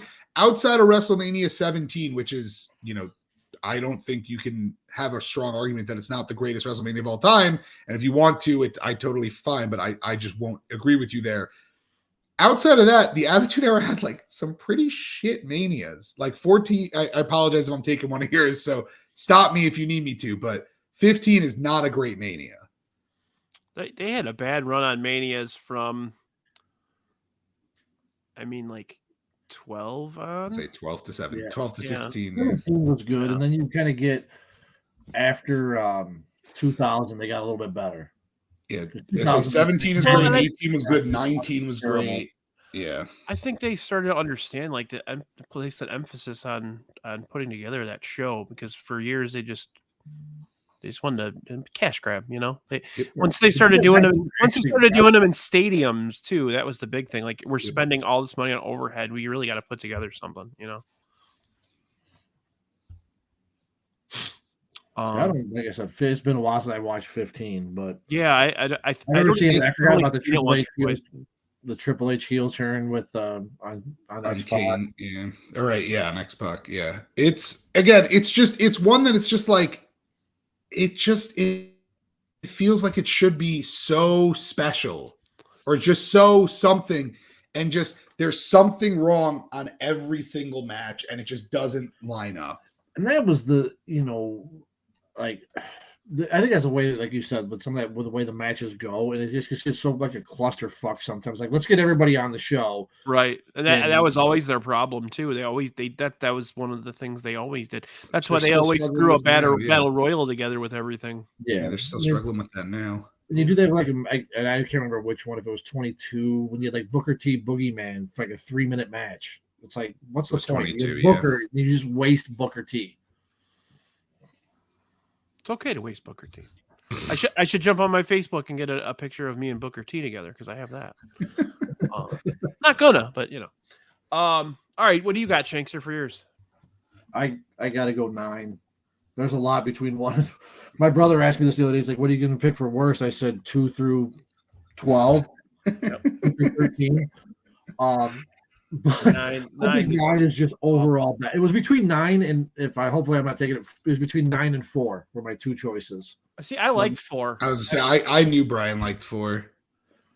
I just going back and watching it, it was just like, that was just, it was a 4-hour show, but everything was so short on 4. But for 9, the first 2 matches, take away the Tito Papashango, because I don't think that was on the show. It was, I think, the dark match. But the Steiners, Head Shrinkers was good. Tatanka, Shawn Michaels was good, and then it went to hell. The Doink Crush, Razor Ramon and Bob Backlund. Why? Yeah, that was a squash too. Yeah, and then Hogan and Brutus the fucking Barber against Money Inc. Taker, Giant Gonzalez, Lex Luger, Mr. Perfect. It should have been better. And then Hogan beating goes in I think. I don't remember where, but the funny thing with Perfect Luger was I used to hear, I think it was something to wrestle with, was that he used to, Mr. Perfect, when he wrestled Luger as a narcissist, he would pull one little like tassel or whatever he had on his trunks off every match. He would just pull one at a time off of him just to fuck with him. My lights just flickered on and off, just a heads up. So, but that was just a shit show. After the first 2 matches, if you don't count the Tito Santana match, but the Tatanka Shawn Michaels was good, and the Steiners Head Shrinkers was good, and then it just went. Yeah, the Steiner Head Shrinker match wasn't bad either. That finish, I remember he caught him with the belly to belly, reverse the killed him, man. Yeah, it was unbelievable. So far ahead of their time. They were way too stiff for some of these guys, though. Yeah. But that would have been my pick too, Shankster. So good job with that. And obviously, we talked about Giant Gonzalez and Undertaker. Okay, so I'm gonna go. Here's mine. I'm going WrestleMania 9, not 9. I'm sorry, 7. Basically the show that happened because they wanted to not have Ultimate Warrior in the main event anymore. And then obviously he put together the best match on the card, or the only actual serviceable match on the card. Everything else was terrible. You had the Bulldog Warlord best match. Yeah, I mean, it's so funny seeing Tenryu and Katao in this match against Demolition, which is like, and it was amazing, right? But it wasn't a good match because Smash and Crush were terrible together. Right then, they were right. I say it's one of them at that point was like falling Axe apart. was dead. Axe was dead at that point. Yeah, he was old. He was really old. Yeah. But yeah, that whole I mean, when you have to think that the blindfold match between Jake Roberts and Rick Martel is one of the highlights of the. I was just going to say that's such a good match. Oh man, that match is not as bad as some of these other ones on this show. But, I love that match. I mean, Slaughter should have never. I mean, Slaughter winning the title's fine, but Slaughter should have never been a main event. Well. On a Mania, and then obviously this show actually had to be moved because of or because they didn't allegedly had to be moved. They didn't sell, and then they couldn't sell any tickets. So for people who don't understand, this was supposed to be at the LA Coliseum, right? And then they moved it to move it down the street to the LA to the Forum, because if you had they said it was because they couldn't secure the building because Sergeant Slaughter, who was a Iraq sympathizer, and then Hulk Hogan, which was the the Stars and Stripes guy. There were bomb threats and like they were threatening in their lives. I wish they fit this crowd into the LA Coliseum, because the secret of the LA Coliseum is if it's not completely full, it looks empty, and you would have like 14,000 people in a 70,000 person open air stadium. Would have looked like shit. It would have been so funny. That'd have been miserable. When a WrestleMania, when the best match at a WrestleMania is an Ultimate Warrior match, you know it's a bad fucking card. Hey, he had the best match at 2 WrestleManias, so true. His best matches were against Savage and Rick Rude. Yeah, and his match with Hogan was pretty damn good, I think. I mean, couldn't even press slam him though, man. He barely got him off. Well, yeah, I still laugh when they do like the award, like the Warrior whatever awards and shit. It's like that guy was a fucking douchebag. I'm happy that Tim White is getting it, even if it's posthumously. Yeah. I'm very happy that because Tim White deserves the world. He went through a lot of shit. Well, he was Andre's handler too, wasn't he? Yep, and. He did a lot of shit for that company for 30 years. Yep. Unfortunately, it's named the Warrior Award, but I'm very happy he's receiving it. The Tim White depression. I don't know what the word is, but the web series where he killed himself every weekend. That was Josh Matthews. Yes. At the Friendly Tap. Right, which whenever you saw them brawling at a bar was the bar that he actually owned. Yeah. It was the Friendly Tap. Yeah. Yep, had the APA in there quite a bit. So yeah, I also had I also considered 1, 2, 3. 13's real bad. It is. I had 11. Take out Brett and Austin, and it's real fucking bad. I had 11, which Lawrence Taylor between Coke Binge's main evented. You also had Taker versus King Kong Bundy, which the only highlight of is they did promo packages with King Kong Bundy as King Kong climbing up the side of it. Yeah, I remember those. And you had Lex and Bulldog beat the Blue Brothers, who are Nazis. I don't have an issue saying that. It's true. Oh, man. No, that's like you said. WrestleMania 1 was. I mean, what was the highlight? Real bad.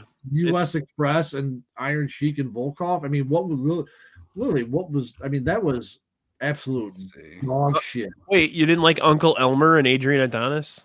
Oh, Jesus, no.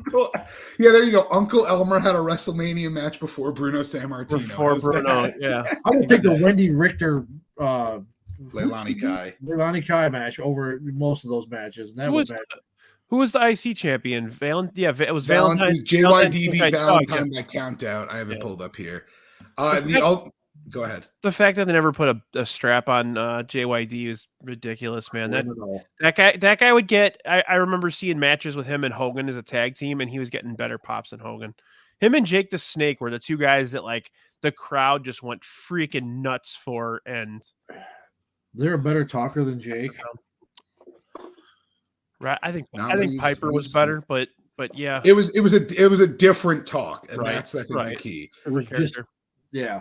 The other one I had was WrestleMania 2000, which is why I was bringing up Attitude Era matches at Manias. They had one singles match on the card, and it was like it was the cat fight women's match. I mentioned TNA versus Head Cheese, and the other one I was go to is you had the Hardcore Battle Royal where they fucked up the. Sorry, Tim White, I just talked about how great you were. They fucked up the finish, and Hardcore Holly was pissed off because he won the title at the end and called Michael Cole a little shithead live on the air. Dude, that guy was a legitimate badass. He was a nutcase. If you want to read a book where it's just like, oh, you're like actually an insane person, but it's an interesting story. I forget what it's called, but his autobiography is like interesting. His like whole background. You ever read the I think it was, I don't know which Foley book it was, but when he talks about the penis suplex with Hardcore Holly and Al Snow. You guys I know what you're talking about. Yeah, I actually don't. I'm intrigued. So at some show, I think it was a house show, but Hardcore Holly picked up Al Snow for a suplex, and when he did it, he took his tights and just moved him over and held him up in the vertical suplex with his dick hanging out. Right, flopping out. Holly was a dick to everyone, Yump. Yeah, he really was. That was his thing. But yeah, it's that Mania overall was just like, and like you had the fatal 4-way main event, which like man in every corner. Right. It's a very cool concept. It just didn't fucking work. And I'll still say, I mean, Redacted versus Jericho versus Angle, like that's a match I would think up where they had the two falls for the two titles, but it just didn't work, even with two of the best workers in the world and one of the best up and coming workers in the world. Another one that I think missed on best was HBK and Jericho was another good one. It's a good one. Yeah. But the ending of it where he gives them two guys that can just go with anybody. Yeah. Right. You can adapt their style to match anyone else's. That feud between those two was great when Jericho came back in like 08, maybe 07, 08. Yep. When There Will Be Blood Jericho. Yeah, when that like whole thing, when we got HBK's wife involved, and that was another long, like good storytelling on that. Mm-hmm. I did have a couple more on my worst match list. I just noticed. The first Brock Goldberg match. Yep, that's part of why I didn't have Brock Goldberg as like a top 3 because I fucking love that match. The crowd's doing the na thing. Listen, I'll say this again, and like, fuck him because he's an asshole. Like Brock Lesnar was like casually almost made the Minnesota Vikings. Like after having not played football for 15 years, he was the one of the last cuts in the preseason. Are we for worse? Are we going to overlook Big Show and Akibono sumo match? Does that even count as a match? More like a segment? I don't know. I don't know what the designation is for that. So. One other I'll put as it's a real low down honorable mention, but I'll give Big Show one prop is the hardcore match from 17 with him, Kane, and Raven, where they allegedly cut the power to the whole stadium with the golf carts. But like you had them going through, he threw them through the glass, they went through the wall, just like all the shit they could think of, they threw into it. That would have been a fun match to be on like a fly on the wall while they're planning it out. Yeah. I also had Sid Hogan, obviously. And then just like the clusterfuck of what happened, like Sid tested positive for steroids, so he's on his way out. Softball season. Softball season. And then Papa Shango missed his cue, so Sid had to kick out of the leg drop. And then they just sent the Warrior out there to make everything okay. That was a good one. How about the Warrior Barry and Triple H and no selling the pedigree? I love what I love about that is you see where the company had him on the Two Opinions where they did the self-destruction of the Ultimate Warrior and Triple H like it was so fucking rude. How dare he? And then he re-signed his rights and he was like, it was an honor to put over the Ultimate. I was like, shut the fuck up. Wasn't he at that point wasn't Triple H in the doghouse because of the Yep. Well, that was why it happened. Like, sit down and shut the fuck up. Right. You know what I mean? Like, no, because that was 12, right? Was that 12? Was Sean still there, or was it was 12, but I believe it was 11 the last time. Yeah, because 13 was 97, so 96. So that would have been. It might have been before, but he wasn't a notable like person at that point. Still, like that's why, like, again, there are times where you can talk about it, but it was. Oh, I got the worst one as I'm looking at this. How about the Huckster fighting Nacho Man to a no contest on the pre-show with Billionaire Ted as a special guest referee? That whole thing was just bad. That technically happened. The Miller Lite catfight girls. That's a good. I mean, not a good one, but the one that I still had on my list that I almost took was WrestleMania 28 World Heavyweight Championship match between two guys that are very good in the ring, and it lasted 18 seconds. Sheamus and Daniel Bryan. Well, I always wondered what the hell was going on. He wasn't hurt, was he? Like, why would they book that? I'd probably make Sheamus look strong because I was Triple H's boy. So silly. Yeah. The other one I had for worst, and I'm trying to find which Mania it was, but Brett versus Vince, where if Brett took a bump, the company would have gotten sued to Kingdom Come. So they had to have like all 14 members of the Hart family come out, and Brett couldn't take a step back. This was also in the time where he won the US title off The Miz without being able to take a bump. But just like it's a very good concept. He wasn't allowed to take bumps because of his insurance policy, right? Because it was that, and I think it was just his general health. Like it was only like 5-10 years after like a serious stroke and motorcycle accident. Yeah, fucking Goldberg, man. That guy, yeah. Brett still hates for this. See, I wonder if that's a bit. Brett hates everybody, though. Come on. It's a bit at this point. I refuse to believe it's anything but a bit. Brett hates everybody, though. Come on. I will always go ahead. He was bitching the other day about we went to an NXT show and he was so offended that they were slapping their leg. Like, shut the fuck up, man. Like, I'll always go back to this. Like, Brett has had, and he's in a much better. Even if you complained last week, he's in a much better place now. But like Brett had a shit 4 or 5 years where like I can understand him being real fucking grumpy. Yeah. You had the screw job, Owen getting his head kicked off, a motorcycle accident, and a stroke in like a 2.5 year, 3 or 4 year period. Yeah. I can really understand why he was so fucking pissed off for as long as he was, because that fucks you up. One of those will ruin your life. Jumper, I'm not saying you shouldn't be mad at Goldberg. Goldberg cost him like $25 million or whatever, but but he seems to be like yelling at clouds at this point, you know? Right. It's literally I stubbed my toe and that hurt, but not as much as when that piece of shit Goldberg. it's that kind of thing. It's got to be a bit anymore. It does, but it's so. You never know with him. No, and there, like I said, man, you go, like I said, over all of this. That agreed, Jumper. He's bitter. But WrestleMania, I mean, has had more bad than good matches over. I mean, by far, I believe. Yeah, and it's just, and like I said, I was diehard from because we had years ago when like I had a friend of my parents who had like that huge satellite dish in his backyard and could pick it all every pay-per-view up. Yep. So I'd go over there and watch every single one. When WrestleMania started at 3 p.m. But it was just it still does now. It's 2 days. Yeah.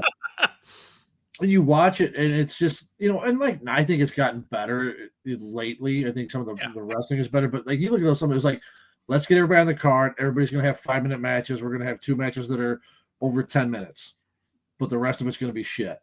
Yeah. Yep. Well, that's what it is now. So you now, Bennett, you said you're not going to watch. Are you going to watch, John? I am. That's my plan too. So, and like it's kind of nice. Like I got 2 girls, so trying to get them into wrestling is kind of hard. Yeah. Yeah. I've taken them to 2 live events. They obviously enjoy. They're big, Bianca Belair fans, so it's cool. But they, she's a good one to follow. She's a good one for your little ones to look up to. For sure. I remember taking them to the first time because like one of their friends who, my youngest little boy, crazy, but so we took one of her friends who's big wrestling fan, little boy, and when we went last year to it, she's like, "This is so much better than on TV." When we went to the live, I'm like, "Okay," because we went to Moline, which is right by Davenport, where so Seth Rollins gets the hero's welcome, because that's pretty much hometown. And then we took him back again in February. And she's yet to see Bianca at either show. We've had Rhea, we've had I'm trying to remember who else we had, but they asked me about, like, my youngest asked me about WrestleMania this weekend. She's like, "Can you record it?" And I'm like, "Well, it'll be on Peacock. You can watch it." So she's like, "Okay, good." So they're starting to get into it a little bit, and it's cool. So it's fun. It's like that. I'm glad that even if they don't like enjoy it a ton, they'll humor their dad and go with him to the, to the shows, and they'll watch Monday Night Raw and they get excited. They'll get excited when like when Bianca comes on, or if they do like Charlotte and some of the other ones, but they know some of the guys. They'll kind of but it's the women that they like. So I'm glad that they at least enjoy some of them. That's a good thing about how women's wrestling has evolved over the last few years. It's growing the business outwards to a new batch of people, a new demographic. So it's kind of cool. The other thing I'll say, and it's going off of what you said, and since I've been in DC, I've been able to go more and more, and unfortunately now it'll be less because a couple of the spots had to close down. But if you have a chance to go to a local indie, I really can't. If you're either of you, or if you're listening, like it's an experience you can't explain otherwise. I can now say there was a 6-person tag that I saw like a month ago. That's the best match I've ever seen live. And it wasn't particularly spectacular, but the crowd was so into it and it was so much fun. It's just, there's an energy that just you don't get. And it's so much more fun in person. So if you have a chance for a WWE show is great.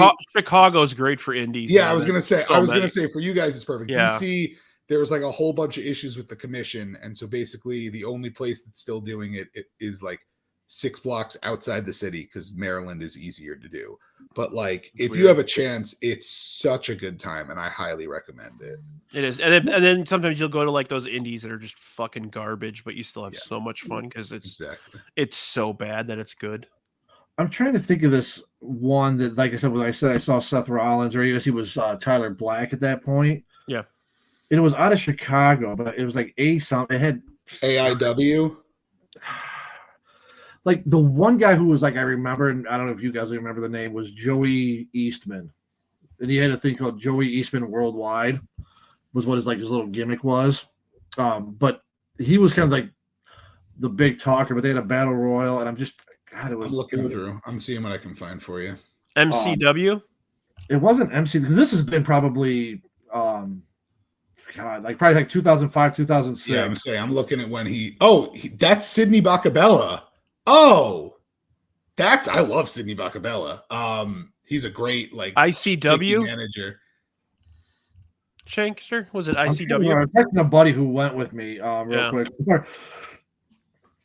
There used to be one in Joliet. AAW. What was it? That was in Illinois. AAW. That I think is what it was. Yeah, he was. Those were in. There was one in Marionette Park. There was one in Berwyn. Yeah, AAW does a lot of stuff in Berwyn, and I think they do stuff at Cicero Stadium too. But like I said, I remember the only one I remember was like, and I say at the time I wasn't big like indie guy at that time, but the buddy of mine was like, Tyler Black, I talked about with Seth Rollins, but like I said, being from Davenport, I'm like an hour east of there, so that was him being there was kind of, and then just seeing him come to WWE at that time was like, okay, I remember watching this guy wrestle in front of 50 people, but yeah, it was AAW. I love looking at these like random shows. like Juice Robinson and Kyle O'Reilly were in a tag team in one of these matches. Silas Young fought Raven. So many like wild matches. Samurai del Sol, Kalisto, and Shima Zion were in a tag team. Like so much cool stuff on these random cards. We started going to Warrior. We went to a couple of matches. I've heard really good things about. The only problem is they hire some pretty fucked up people. Like they hire like Tessa Blanchard a lot and like stuff. I was like, yeah. One that's, and I've not been. I've had a couple friends who've went, but I think it's on LaSalle, Peru. Dreamwave, I think is one that they get quite a few guys to come in for it. I know that Johnny Nitro, John Hennigan or whatever, Johnny Nitro. Well, that guy makes the rounds, man. Yeah, he was in there, but they've had DDP down there. They've had some big names down there, and I've heard that's pretty good. We do have a local one here that does some stuff, in the area. Yeah. So it's just timing wise, I know. Yeah. But it's like, just to go check it out and support local stuff is fun. Yeah, and you learn about people like years before. So like you were talking about, you saw Seth Rollins. I mean, again, I'll go to it's AEW. Like I watched Wheeler Yuta in front of 40 people 2 years ago, and I was like, this guy's the best. I love this guy. And now he's, in a main event heel group, being the fourth wheel, but being a guy in it. And it's so cool. You see guys grow and evolve. I saw Willow Nightingale on that show too. She's awesome. I love Willow Nightingale. Yeah. So you see people years before. We used to go to this one in Elk Grove Village. They used to have shows at like an old abandoned steel plant. And I saw Cole Cabana when he was like, I was like 18 or 19, so he was probably about that age, maybe a couple of years older than me. So, and I don't even remember until years later that like, hey, I saw Cole Cabana at the show. Right, right, literally. We used to go to a show called Blitz in Joliet, and yeah, we had seen Ali was there. Who was the guy that was managing Bobby Lashley? The little guy that's amazing in the ring. Leo Rush. Yeah, Leo Rush used to wrestle there. In New Japan now. And they used to always bring in like all these old guys. Like we saw like Buff Bagwell wrestle once. The guy smelled like he was hot boxing fucking Cools in his car for 18 hours before the show. The one thing about Leo Rush that I remember is my favorite thing with him was when Elias, I don't know if you guys already watched this, but he's like Elias, like, hello, police. He goes, this is Elias. He goes, yeah, Bobby Lashley's kidnapped this kid. He's like, son, how old are you? He goes, he can't be more than 10, but just going on and on. It was like the funniest thing they'd done in a while, talking about how he did look like a little, especially next to Lashley, looked like a little kid. Yeah, but yeah, like you said, it's just fun to catch these guys before they get big. So we went to an indie in like DeKalb like a year ago or 8 months ago or something. My wife just reminded me. So they had these like ring girls, and they called them the Beauties. And if you paid $10, you got to take a picture with the Beauties. And all it was 16-year-old girls in their like prom dresses, and like all these like creepy hillbillies from like in the middle of nowhere, like paying $10 to take pictures with underage girls. You're just like, what the fuck is going on here? But that's wrestling culture. Like, it's weird, you know what I mean? Like, there's always an air of like, right, like there's like little creep mixed in always. Yeah, it's like, we talk about my dad always taking us to those like the live shows and stuff. That I remember going to see. It was one of the last ones he probably took me to was.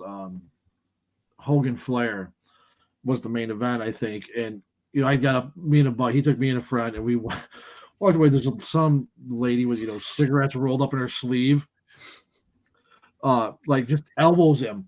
It just goes, let me see your program. So he hands it to her. She looks through it, rips out the card they used to give you. She rips out the fucking card out of it and gives the program back to him. Jesus This is like when you could still smoke, so she got like, her, marriage. Give me the program. Hey, what's going on with this car? Let me see the program. So I was that the one thing I remember from my first live show when I saw Hogan and Kamala was the guy sitting next to me. It was me and my dad, and we had really good seats. And there was a drunk guy like screaming at Chet Kopic. He just kept calling him Penguin all night. Hey, Penguin, shut the fuck up! And like Chet Kopic is getting out of the ring, and this guy's screaming, yelling. He threw a bottle at him. And Chet went nuts, like trying to jump in the crowd after him. But yeah, like that was like people watching at wrestling shows, especially in the 80s and the 90s, just like hillbilly hell sometimes. You guys go to the Rosemont, to watch shows. The smoke filled, Rosemont Horizon. I only went there. It used to stink in that place, man. Yeah, I only went a couple times, like when I was a kid. I usually went to Rockford or like Moline, Davenport. But when we got older, it was always just anytime there was a Raw or a pay-per-view, anything at the Allstate, we were there. Yep. All right, we're almost at 2 hours here, so why don't we wrap this up? I'm gonna talk about a couple of things real quick here. First things first. Give me 1 second. So anybody that's going to the Sox game on Monday, I want to remind you that along with the Chicago Sports Bums, the Sadistic Penguin Studios are doing a tailgate party in Lot B. Everybody that wants to come, just come on by. If you want to let us know before you come out, that's great too. We like to keep tabs on the numbers, but we're gonna have some whiskey, we're gonna have some beer, we're gonna have some food. Got some swag. Gonna be a good time. Monday's gonna be bonkers, man, with all the people that are coming. Just gonna be an awesome time. So if you're going to the game on Monday, thank God Mike Clevenger's pitching on Sunday. Are you going to the game on Monday? Either you're not coming to town. I'm not. You son of a bitch. Well, Bennett, just so you know, anytime you come into town, if you come into town this summer, I do have tickets to every weekend game, and I typically have an extra. So I appreciate that. And yeah, also I'll just say, if you're heading towards the game, maybe take a stop at 524 West 31st Street or 3411 South Halsted. Thank you. King for that, man. Beautiful. And then finally, so Yumper's mom is walking in a walk for Lou Gehrig's disease, ALS. And we are he's doing a ticket giveaway. So if you want to get involved in that, even if you're going to donate a couple bucks, you can get into the raffle for this. So you can contact me. I can help you. I can help you through the way, or Yumper and Svo or any of the Penguins. Just talk to the Penguins. But it's a really good cause. And if you have the extra funds, please donate, and you can win some Sox tickets. So that is it for me. We are going to be taking a little bit of a draft break for a couple of weeks. I am going to be coming back next Friday with episode 2 of Pop-Up Sox. So we'll be talking about what happened this week with the Sox. I see they lost tonight. Fucking Kendall Graveman. So next Friday we'll be doing that. And then Sunday this week, the 2nd, come on by my playback channel, which is playback.tv/Magnificent Stand. I'm going to be doing a watch party for the Sox game, which is 1:00 on Sunday, with Bruhan Luke, and we'll have some other people popping in and out as well. So, and we'll be doing that throughout the season. I'll give you guys at least a day or two's notice whenever I'm doing playback. I've been having a lot of fun doing the wrestling as well as the Sox games. So we did some World Baseball Classic as well. So yeah, I love that. Yeah, always stop in, dude. And if you ever want to come on with me too, feel free. I appreciate that. Thanks. You too, Shankster. But appreciate it. But all right, guys, this is episode 14. We are signing off here. Thanks for stopping by. Thank you, Shankster. Thank you, Bennett, for thank you for coming on. For real. Thank you for having us. No problem, buddy. Anytime you guys have an idea or want to come on, just ask. Will do, man. Appreciate it. All right, guys. Thanks. Thanks. Bye.